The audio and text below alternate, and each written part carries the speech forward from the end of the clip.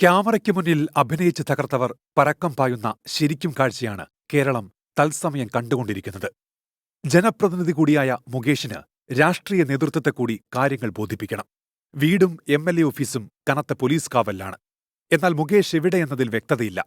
തിരുവനന്തപുരത്ത് മുഖ്യമന്ത്രിയെ കണ്ട മുകേഷ് കൊച്ചിയിൽ വക്കീലിനെ കാണാൻ ഓടിയെത്തിയെന്നാണ് റിപ്പോർട്ടുകൾ. താരസംഘടനയുടെ തലപ്പത്ത് കാലങ്ങളോളം ഇരുന്ന ഇടവേള ബാബുവിന് ഇപ്പോൾ ഇടവേളയില്ല. നിയമ നടപടികളുടെ ആലോചനയ്ക്ക് ഇടവേള ബാബു തിരുവനന്തപുരത്ത് നിന്ന് കൊച്ചിയിലെത്തി. അമേരിക്കയിലുള്ള നടൻ ജയസൂര്യയാകട്ടെ അവിടമാണ് സേഫ് എന്ന് കരുതി കേരളത്തിലേക്കുള്ള യാത്ര നീട്ടുകയാണ്. നാട്ടിൽ വന്ന് പുലിവാല് പിടിക്കാനില്ല എന്നാണ് നടന്റെ തീരുമാനം. കേസെടുത്ത ദിവസം സിദ്ദിഖ് ഊട്ടിയിലെ ഷൂട്ടിംഗ് ലൊക്കേഷനിലാണെന്നായിരുന്നു പുറത്തുവന്ന വിവരം. പിന്നീട് നാട്ടിലെത്തിയെന്നും ഇപ്പോൾ മധുരയിലാണെന്നും അടുപ്പമുള്ളവർ പറയുന്നു. എന്നാൽ സിദ്ദിഖിനെ കണ്ടവരെ കാണാനില്ല. കേസിൽ കുടുങ്ങിയവരിൽ സംവിധായകൻ വി.കെ. പ്രകാശിന്റെ മുൻകൂർ ജാമ്യാപേക്ഷ മാത്രമാണ് ഇപ്പോൾ ഹൈക്കോടതിയിൽ എത്തിയിട്ടുള്ളൂ.